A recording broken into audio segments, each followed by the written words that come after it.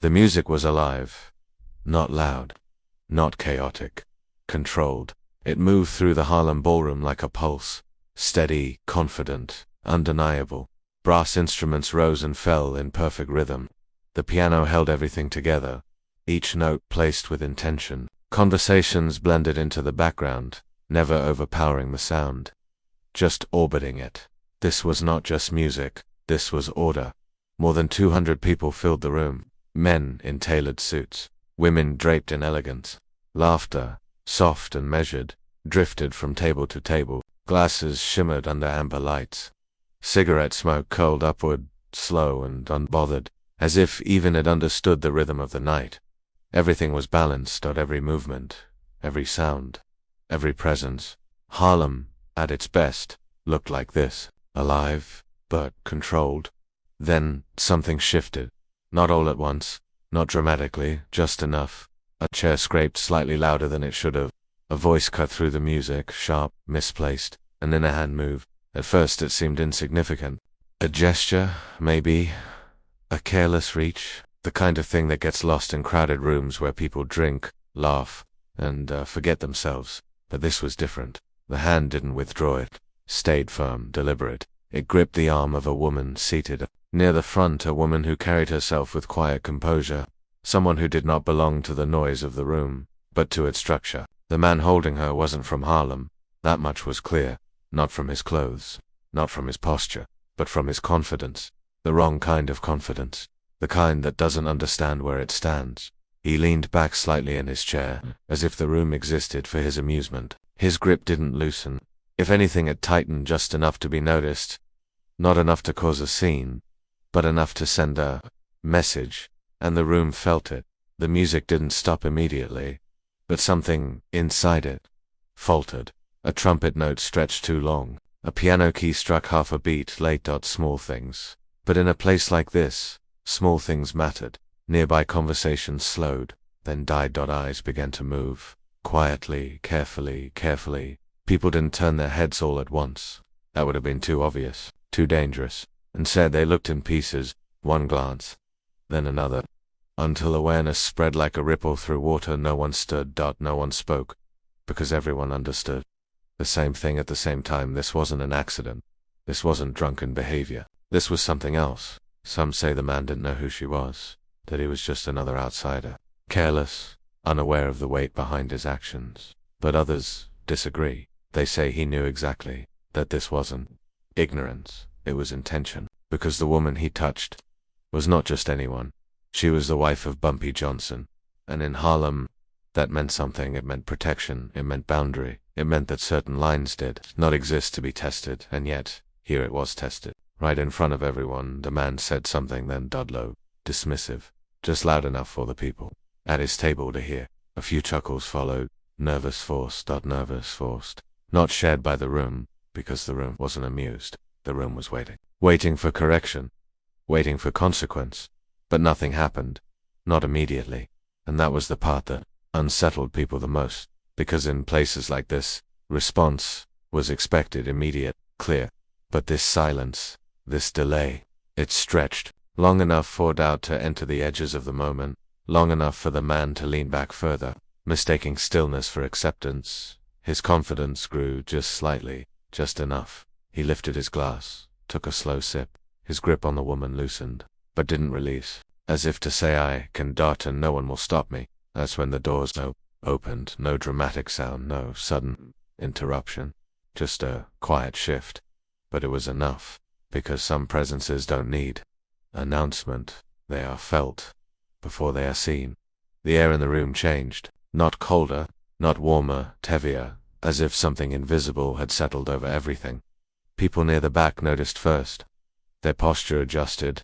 Their eyes moved not toward the disturbance at the front, but toward the entrance, because they understood something others were only beginning to realize. He had arrived. Bumpy Johnson stepped inside.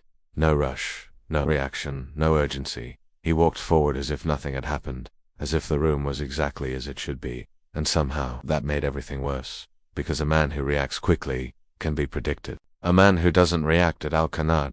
He didn't scan the room, didn't search for the source of tension, because he didn't need to. He already knew. Some say someone had told him before he entered. A whisper on the street. A message carried quickly, quietly. Others believe he felt it the moment he stepped inside. Didn't balance. The disruption. Either way he walked with certainty, each step measured, controlled, unhurried. The kind of movement that suggests ownership, not of the space itself but of what happens inside it. The man at the table noticed him, of course he did, even before he fully understood who he was looking at, because attention in the room had shifted. Not toward noise, but toward presence. The kind of presence that doesn't ask for space, it takes it, without effort or without force. The man adjusted in his chair just slightly, his confidence didn't disappear, but it cracked, a small fracture, barely visible, but there because something inside him recognized. Something outside of him, this situation was no longer his. The woman remained still, composed. She didn't pull away, didn't react, because she understood. Something too, this moment didn't belong to her anymore. It belonged to him. Bumpy continued forward, not fast, not slow. Exactly as fast as he intended. And with each step the room tightened. The music had stopped completely now. No one instructed it, no one called for it. It simply ended. Because rhythm requires unity, and unity had been broken. Glasses hovered mid-air. Waiters stood frozen between tables. Conversations disappeared entirely. Over 200 people. Silent, watching, measuring, waiting, The man at the table leaned back again, trying to reclaim something. Control, confidence, position. But it didn't settle the way it had before, because now he was no longer alone in the moment. Now he was being observed, not by the crowd, but by someone who understood exactly what this was. Bumpy stopped a few steps. Away, close enough, but not too close. He didn't speak, didn't gesture, didn't react. He simply stood, and in that stillness everything changed. Because silence, when controlled, becomes pressure, and pressure reveals truth. The man's grip loosened slightly, not released, but no longer certain. His eyes met Bumpy's, just for a moment, and in that moment something passed between them. Not words, not threats, understanding, the kind that doesn't need explanation. Because both men knew exactly what this was.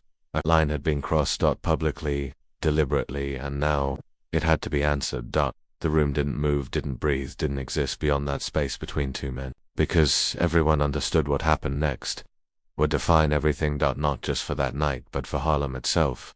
And in that suspended moment, over 200 people stood completely still. Not because of fear, but because of certainty. They knew this wasn't chaos. This wasn't violence. This was control, about to be demonstrated. Harlem was never just a neighborhood. It was a statement. By the time the 1930s settled into the rhythm of the city, Harlem had already become something larger than streets and buildings. It carried identity in its air, not loudly, not forcefully, but unmistakably. You could hear it before you saw it. Music spilling from basement clubs, laughter drifting through open windows, conversations layered with ambition, creativity, and something deeper. Not ownership of property, ownership of presence.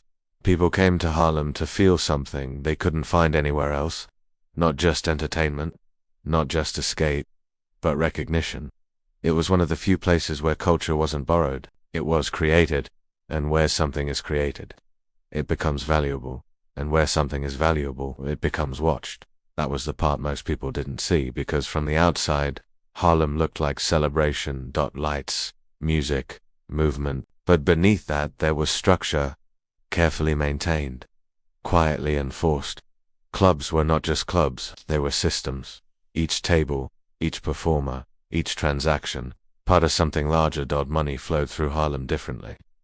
Not in obvious streams, but in layered currents. Entertainment fed business, business fed influence, influence fed control, and control was everything. Some say that Harlem thrived because of its unity, that people understood the unspoken rules, that respect moved through the streets the same way music did naturally without force. Others argue that unity is never as simple as it appears. That beneath every system there is pressure, constant, invisible, waiting, because Harlem didn't exist in isolation. It existed within New York, and New York had its own systems, structured, organized, expanding. Downtown interests didn't ignore Harlem, they studied it. the way investors study opportunity, the way strategists study movement, because Harlem was producing something rare, cultural power that translated into economic value. And economic value always attracts attention. Not all of it friendly. Some forces approached Harlem carefully. Quiet agreements, shared interests, mutual benefit. But others looked at Harlem differently. Not as a partner, but as something that could be absorbed, controlled, reshaped. Book control, in places like Harlem, cannot be taken directly. It has to be tested first, measured, probed. Book encroachment doesn't begin with force, it begins with signals. Small ones, almost unnoticeable. A new face managing a door, a familiar face no longer present, a payment that arrives later than expected, a tone that shifts, just slightly. In a conversation that used to be predictable, most people don't notice these things. But the people who maintain systems, they always do.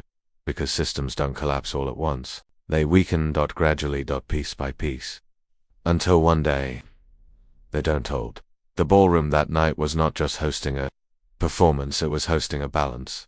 A carefully maintained equilibrium between culture and control, between expression and enforcement. Every person in that room, whether they realized it or not, was part of that balance. The musicians played more than music. They upheld atmosphere. The waiters carried more than drinks. They carried rhythm. The guests brought more than presence. They brought participation. And behind all of it, there was structure, invisible to most, obvious to a few.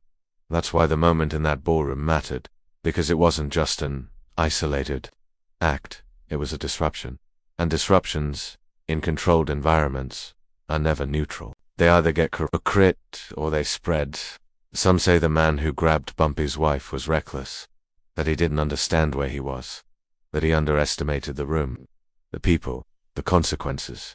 But others believe something else entirely. They believe he was testing something, not just Bumpy, but Harlem itself, because challenges don't always come from strength. Sometimes they come from curiosity, and need to measure limits. To see how far something can be pushed before it pushes back. That's how control is evaluated, not through direct confrontation but through moments that appear small on the surface, but carry weight beneath. The ballroom went silent because everyone understood this, instinctively. No one needed to explain it. No one needed to announce it. They felt it, because Harlem had seen this before, not the exact moment, but the whole pattern. The slow pressure from outside, the quiet attempts to redefine boundaries, the subtle shifts that suggested something was changing, and change, in environments built on balance, is dangerous. Some believed Harlem was strong enough to resist anything, that its identity alone would protect it. Others knew better. They knew that identity, without enforcement, becomes decoration, and decoration can be removed. That's why figures like Bumpy Johnson mattered, not because they created Harlem, but because they maintained it. They ensured that what was built stayed intact.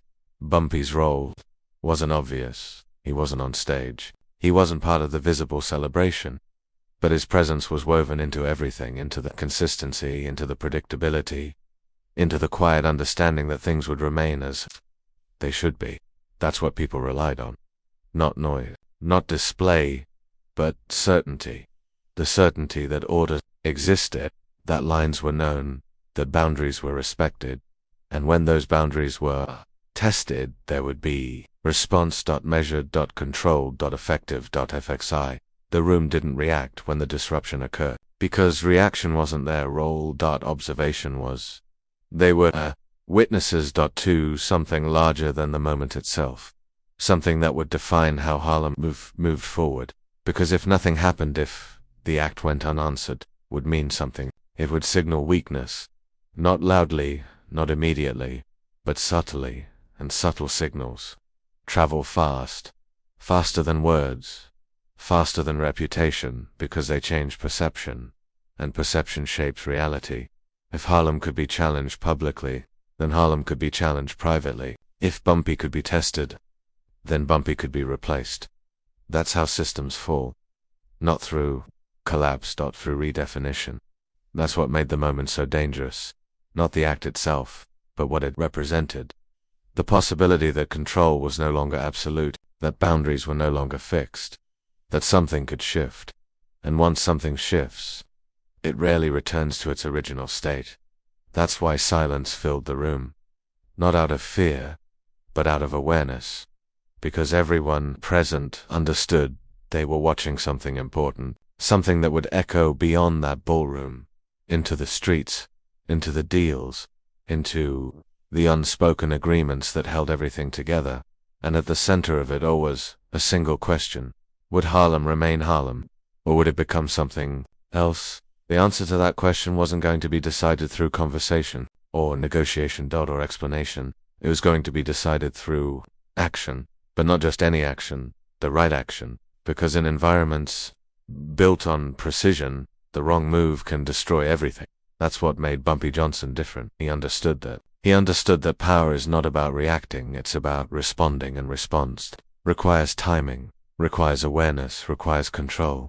The man who disrupted the room may not have understood all of this, or maybe he did. Maybe that was the point. Some say he wanted to provoke a reaction, to force chaos, because chaos creates opportunity. Others believe he simply misjudged the situation, mistook silence for weakness, stillness for absence. But there's another possibility, one that sits quietly beneath the others, that he knew exactly what he was doing and believed it would work. Because sometimes the most dangerous decisions are made not out of ignorance, but out of confidence. Confidence that the system won't respond. Confidence that the moment will pass. Or confidence that no one will step forward. But Harlem was not built on that kind of confidence. It was built on something else, something quieter, something stronger, something that doesn't reveal itself immediately. But when it does, it doesn't need to repeat itself. That's what the room was waiting for. Not noise, not reaction, but clarity. About whether the system still held, whether the structure remained intact, whether the balance could be restored. And as the silence stretched, as the tension settled deeper into the room, everyone understood something without needing to say it. This was no longer just a moment. This was a decision that would define everything that came after.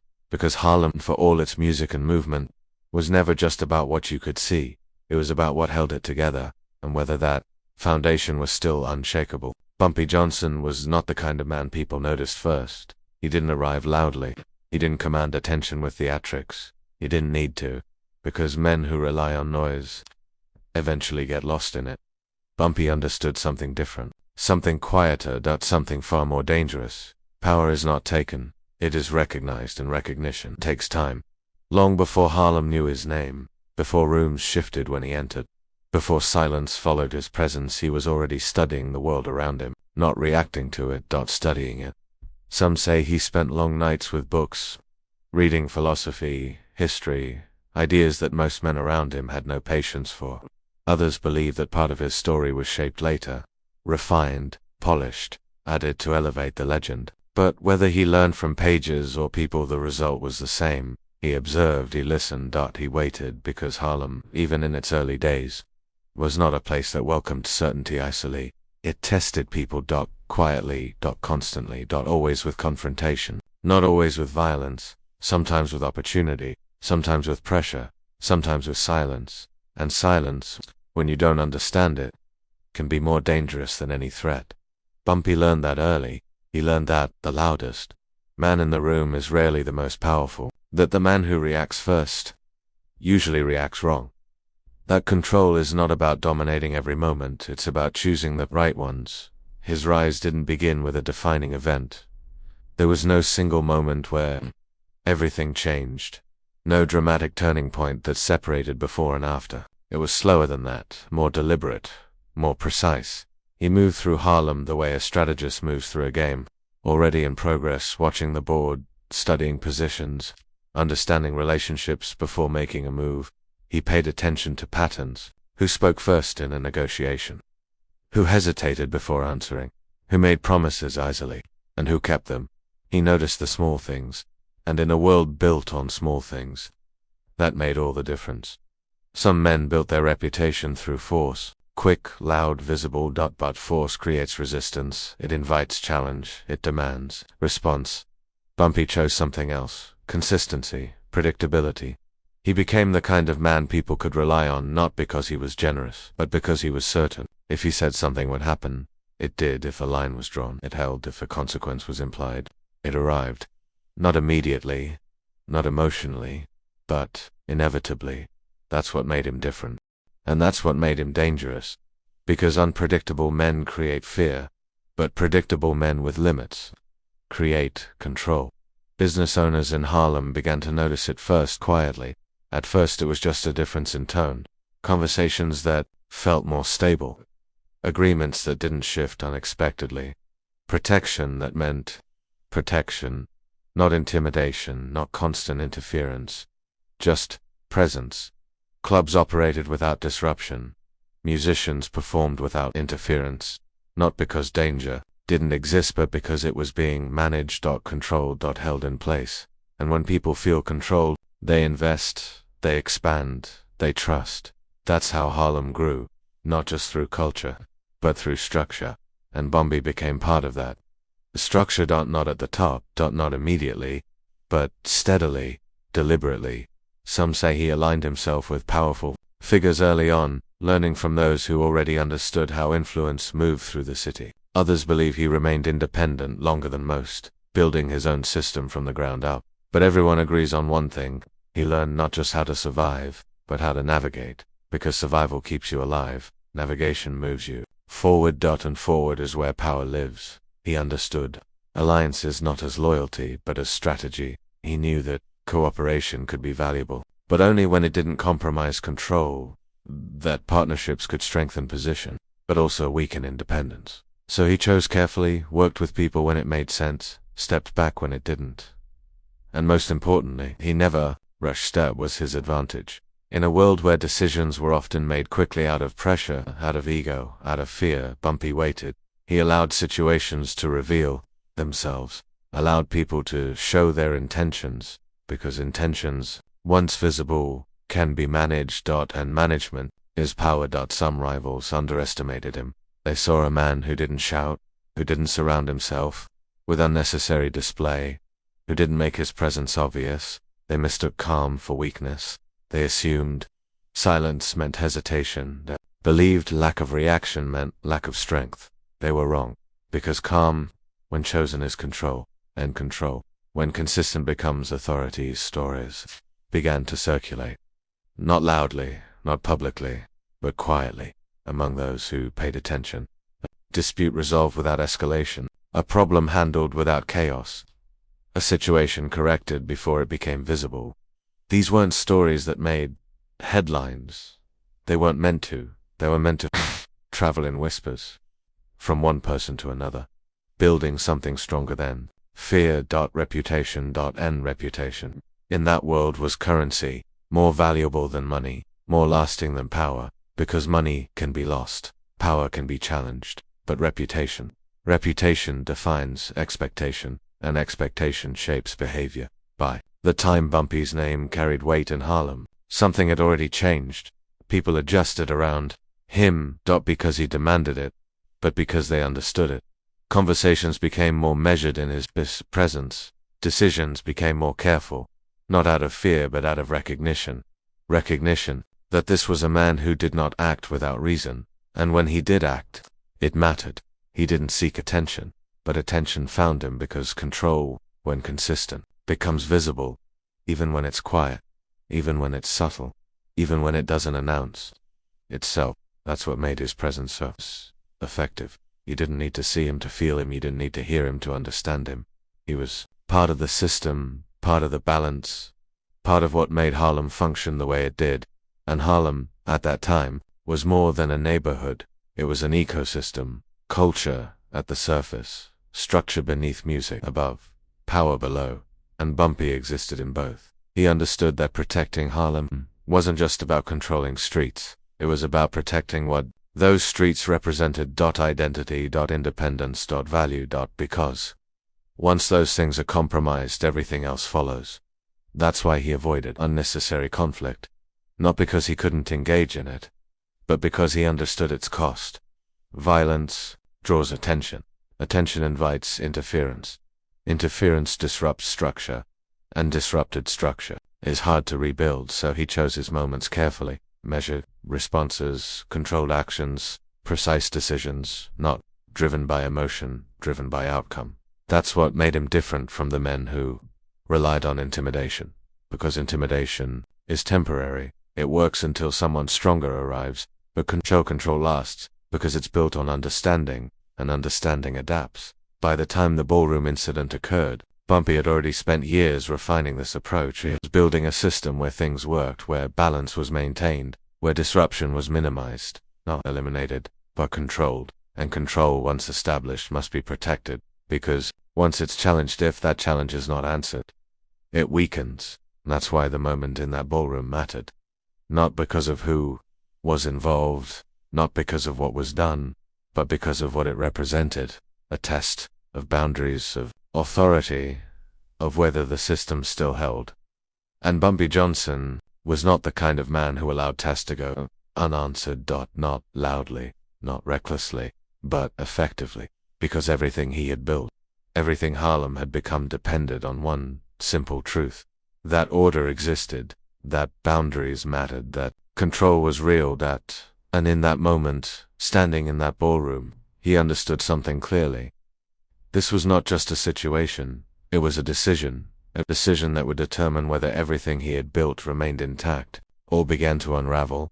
And men like Bumpy Johnson did not allow things to unravel, they prevented it. Quietly, precisely, and permanently. In certain worlds, nothing happens by accident. Not truly. Moments may appear spontaneous. Actions may look careless. But beneath the surface there is always intention. Especially in a place like Harlem. Because Harlem, for all its music and movement, was built on something deeper than rhythm. It was built on understanding. Understanding of space. Understanding of respect. Understanding of boundaries. And most importantly, understanding of what happens when those boundaries are crossed. The man sitting at that table, the one who had reached out, who had placed his hand where it did not belong. He may have looked reckless, careless, even arrogant, but arrogance, in certain situations, is not random, it is calculated. Some say he was drunk, that the night had carried him too far, that the music and the atmosphere had convinced him he could act without consequence. Others disagree. They say men like him don't lose control like that. Not in rooms like this. Not in front of witnesses. They believe he knew exactly what he was doing. That his actions were not impulsive but deliberate. Because the choice of target mattered. He didn't pick a stranger. He didn't choose someone unnoticed. He chose her. The wife of Bumpy Johnson. And that choice changed everything, because in that world, you don't test a man by confronting him directly. You test him by touching what he protects. You test the edges. You test the response. And response tells you everything. If the response is weak, push further. But if the response is chaotic, you exploit it. But if the response is precise, you step back. That's how power is measured. Not by what is said, not by what is shown, but by how it reacts. Under pressure. And in that ballroom, pressure had just been applied, publicly, deliberately, in front of over 200 witnesses. That part mattered, because a private insult can be resolved privately. But a public act, a visible challenge, cannot be ignored. It demands response, not just for the individuals involved, but for everyone watching. Because everyone watching becomes part of the outcome. They interpret it, they remember it, they carry it forward. And in a place like Harlem, memory shapes reality. If this moment passed without consequence, it would not disappear. It would spread quietly, from one conversation to another, from one room to the next. Not exaggerated, not distorted, just understood that something had changed, that a line had been crossed, and nothing had happened.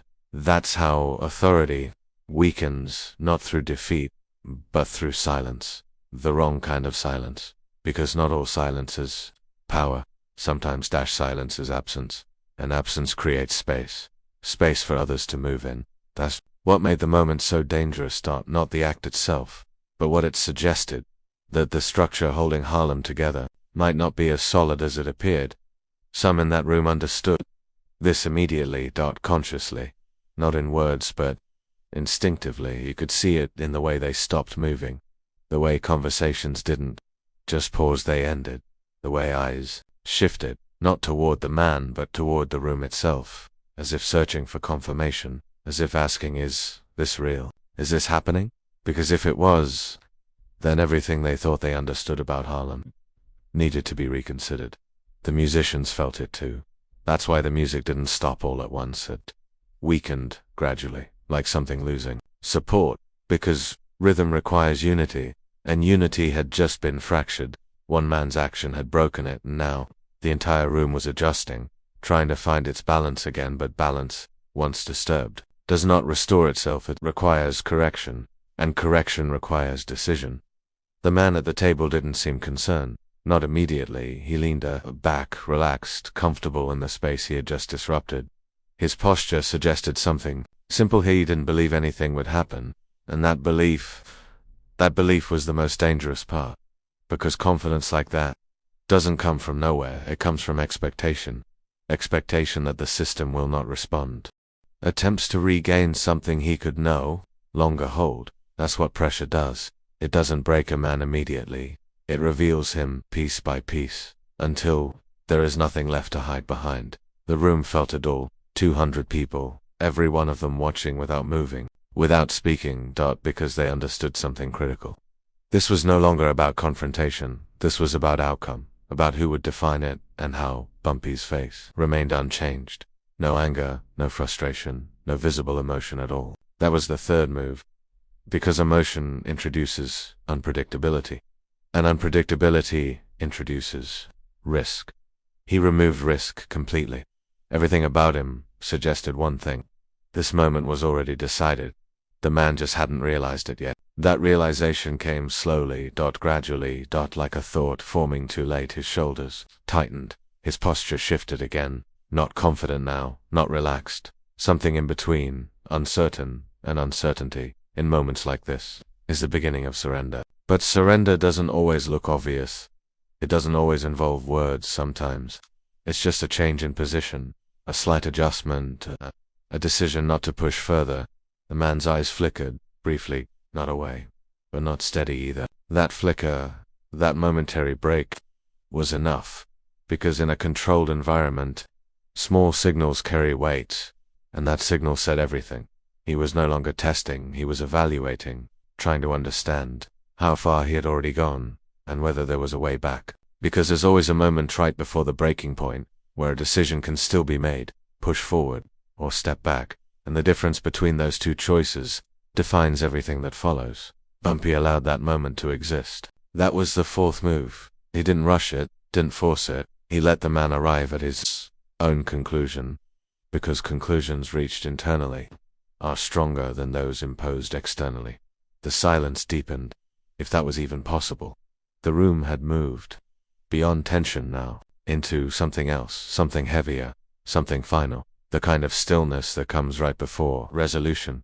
The man's hand released, slowly, carefully, not dramatically, not abruptly, just enough to signal recognition that the line had been crossed, and that it could not be pushed further. No one reacted. No one acknowledged it, because acknowledgement would have reduced the moment. And this moment was too precise for that. Bumpy did not move immediately. He didn't step forward, didn't step back. He simply remained for 1 second longer than necessary, and that final second was the fifth move, because it ensured something important, that the moment would be remembered, not as an exchange, not as a confrontation, but as a decision. A clear, undeniable decision. Then, and only then, he shifted, slightly, enough to signal completion, not victory, not dominance, completion.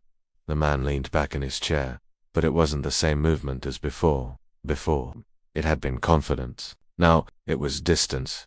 Distance from the moment, distance from the mistake, distance from something he now understood. He had miscalculated, and miscalculations in this world are rarely repeated. The room exhaled, not loudly, not all at once, but gradually, like something releasing, like tension dissolving, like balance returning, because that's what had just happened. Balance had been restored, not through force, not through chaos, but through precision, through understanding, through control, and every person in that room knew it. They had just witnessed something rare, something most people never see. Power without noise, authority without violence, control, without effort. And that kind of power is the most dangerous kind of all, because it doesn't need to prove itself. It only needs to appear once. There are moments in history that don't announce themselves. They don't arrive with noise. They don't demand attention. They simply happen. And everyone who witnesses them understands instantly that something irreversible has just taken place. This was one of those moments. The room had already gone still completely, not out of confusion anymore, not out of uncertainty, but out of awareness. Over 200 people stood, suspended in a silence that no longer felt temporary. It felt deliberate, as if the room itself had decided to pause. To witness what came next, at the center of it, Bumpy Johnson stood facing the man who had crossed a line. No raised voices, no threats, no visible anger, just presence. The kind that settles into a space and reshapes it without effort. The man who had started everything, who only moments ago leaned back with careless confidence, now sat differently, still in the same chair, still in the same position, but not the same man, because something had shifted inside him, something subtle, something undeniable. He had begun to understand, and understanding, in moments like this, changes everything. Some say Bumpy spoke then, that he leaned forward just enough to close the distance between them, lowering his voice to a level only one man could hear. A single sentence, short, precise, delivered without emotion, no threat, no raised tone, just clarity. Others insist that no words were spoken at all, that the silence carried everything, that nothing needed to be said, because everything was already understood. The truth, it doesn't matter, because whether there were words or not, the effect was the same. The man's expression changed, not dramatically, not in a way that would draw attention, but enough for those closest to him to notice. The confidence that had once filled his posture was gone, replaced by something else. Recognition, not fear, not panic, but recognition of consequence. And consequence, when certain, is more powerful than any threat. Bumpy did not rush the moment. That was the key. He didn't force the outcome. He allowed it to arrive. Naturally, inevitably, because control is not about speed, it's about timing. And his timing was exact. The man's hand, once firm, once deliberate, once used to make a statement, was now still, not gripping, not asserting, just resting, as if unsure of its place. That alone told the room everything it needed to know, because in a moment that began with control, the loss of that control was unmistakable. Some say Bumpy reached into his coat, then slowly, deliberately, not in a way that caused panic, not in a way that suggested escalation, just enough to draw attention, just enough to remind everyone watching that possibility existed. He didn't draw a weapon in the way most men would. No sudden movement, no aggressive display. Instead, he revealed something smaller, simpler, a straight razor, closed, polished, reflecting just enough of the chandelier light above to catch the eye without demanding it. He held it loosely, not threatening, not raised, just present. And that detail mattered, because a gun creates chaos. A gun demands reaction. It turns a moment into an event. But a razor is different. It suggests proximity, precision, control. It implies something quieter, something more personal, something that doesn't need witnesses. And in that moment, that implication was enough. The room felt it, not as fear, but as understanding. This was not about what could happen, this was about what would happen, if necessary. And that distinction changed everything. The man across from him saw it too, not the object itself, but what it represented. There's certainty behind it, because weapons do not create power. The man holding them does. And in that moment there was no question about who held power, some say. Bumpy tilted his head slightly, a small movement, barely noticeable, but intentional. Others believe he remained completely still, but the stillness itself was the message. Again, the exact detail doesn't matter, but what followed is what people remember. The man who had initiated everything began to lean back, slowly, carefully, not abruptly, not dramatically, just enough. His hand moved, not in defense, not in resistance, but into visibility, placed openly on the table, where everyone could see them.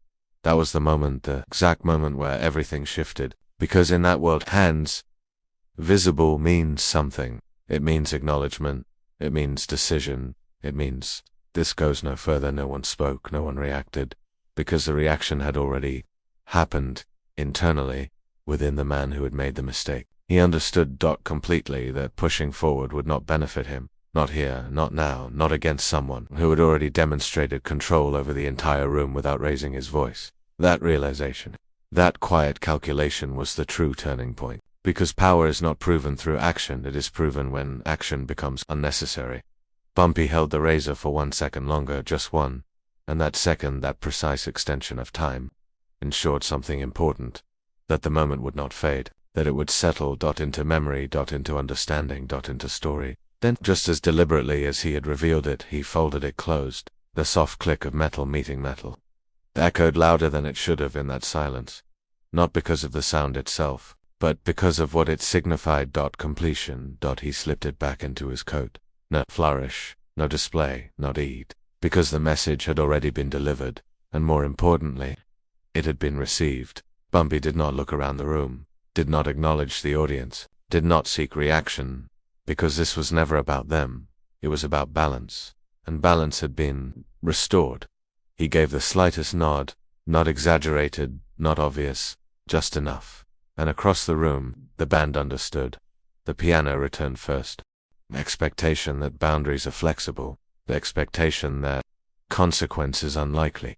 Some say he had backing, that he wasn't acting alone, that his presence in that room was part of something larger, a quiet attempt to test Harlem's resistance to outside pressure. Others believe he was simply arrogant, a man who mistook environment for opportunity, who saw a room full of people and assumed they were passive, that they would watch, that they would not act. But there's another possibility, one that sits between the two, that he was both arrogant and supported. Confident and calculated. Because sometimes tests are not obvious. They don't arrive with force. They arrive disguised as moments that seem small, insignificant, easy to overlook, but carry weight beneath them. The kind of weight that only reveals itself after the fact, after the decision has been made, after the response has been seen. That's what this was. A moment designed to reveal something, to answer a question that had likely been asked before, quietly. In rooms not unlike this one. How strong is Harlem, really? How firm are its boundaries? How far can they be pushed? And more importantly, how will it respond when pushed? Because response defines structure, and structure defines control. That's why no one in that room intervened. Not the waiters, not the musicians, not the guests. Because intervention would have been premature, it would have disrupted the process. The moment needed to unfold, needed to reach its conclusion naturally, without interference. Because the outcome needed to be clear, unquestionable, undeniable. If someone else stepped in, the meaning would be lost. The signal would be blurred. And in a world built on signals, clarity is everything. That's why the room remained still. Not out of fear, but out of awareness. They were witnessing something important, something that would define not just the night, but what came after it. Because if the system held, if the response was correct, then Harlem would remain what it was. Independent, controlled, respected. But if the system failed, if the response was weak or chaotic, then something would change. Maybe not immediately, maybe not visibly, but inevitably. Because once a system is proven vulnerable, it invites pressure. More tests, more challenges, more attempts to redefine its limits. And limits, once redefined, rarely return to their original position. That's what was at stake.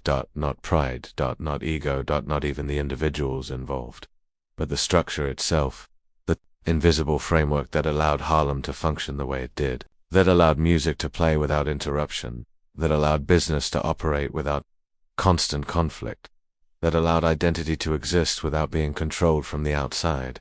That framework was being tested right there in that ballroom, through a single act, a hand placed where it did not belong, a boundary crossed in front of witnesses, a message delivered without words, and now a response was required. Not optional, not avoidable, required. But not just any response, the right one. Because the wrong response could be just as damaging as no response at all. Too aggressive, and it creates chaos. Chaos invites attention. Attention invites interference. 2. Weakened, it signals vulnerability. Vulnerability invites takeover. That's the balance. That's the challenge, and that's what made this moment so critical, because only a few men understood how to navigate that balance, how to respond without escalating, how to correct without exposing, how to maintain control without losing it in the process. Bumpy Johnson was one of those men, and as he stood there, as the room held its breath, as over 200 people waited without moving, one thing became clear. This was not just about what had happened, it was about what would happen next. Because once a line like this is crossed, there are only two outcomes. It either stands, or it is erased. And in Harlem, lines were not meant to stand once crossed. They were meant to be answered quietly, precisely, and in a way that ensured they would not be crossed again. Silence can mean many things: weakness, uncertainty, fear, but in rare moments, silence becomes something else entirely. Control, the kind of control that doesn't need to announce itself, the kind that doesn't rush to prove anything, the kind that waits and lets everything else reveal itself first. That was the silence in the room, now heavy, measured, unavoidable. Bumpy Johnson stood. Still, not frozen, not hesitant, still by choice. And that distinction mattered, because stillness, when chosen, creates pressure. It forces movement from others, forces decisions, forces truth to surface. The man across from him, the one who had started all of this, shifted slightly in his seat. It was a small movement, barely noticeable, but in a room like this, under this kind of attention, small movements became signals. His grip on the woman's arm was no longer firm, not released, but no longer certain. That certainty had begun to crack, and cracks, once formed, spread. He had expected something different, a reaction, a raised voice, a direct confrontation, maybe even immediate escalation, something loud, something predictable, because predictable reactions can be managed, they can be answered, they can be controlled. But this was something else. This was absence of reaction, an absence of, when deliberate, creates confusion. The man tried to recover, leaning back slightly, adjusting his posture, reclaiming the space he believed he still occupied, but the room had already shifted, and once a room shifts, it does not return easily. Bumpy did not look at him immediately. That was the first move, not to ignore, but to delay acknowledgement, because acknowledgement gives importance, and importance, in moments like this, must be controlled. Instead, Bumpy looked around the room, not obviously, not in a way that drew attention, but enough to see everything that needed to be seen. The exits, the positions, the distance between tables, the faces of the people watching. Some say he was mapping possibilities, calculating outcomes, measuring how far things could go, and how they would end. Others believe something simpler, that he already knew, that the moment he stepped into that room, the outcome was decided, that everything after that was just timing. Either way, he was not reacting, he was choosing. Seconds passed, longer than they should have, longer than anyone was comfortable with, because time, in moments like this, stretches, becomes heavier, more noticeable. Each second adds, where each pause increases pressure. The man across from him felt it, you could see it in his eyes. The slight shift in focus, the way his confidence no longer sat as naturally as it had before, because confidence relies on control, and control was no longer his. The room belonged to something else. Now, something quieter, something more precise. Bumpy took a step forward, not fast, not slow, exactly as fast as he intended. The kind of movement that doesn't ask permission, the kind that doesn't need it. The sound of his shoe against the floor was soft, but in that silence, it echoed. The man's attention snapped fully to him now. No more pretending, no more casual posture.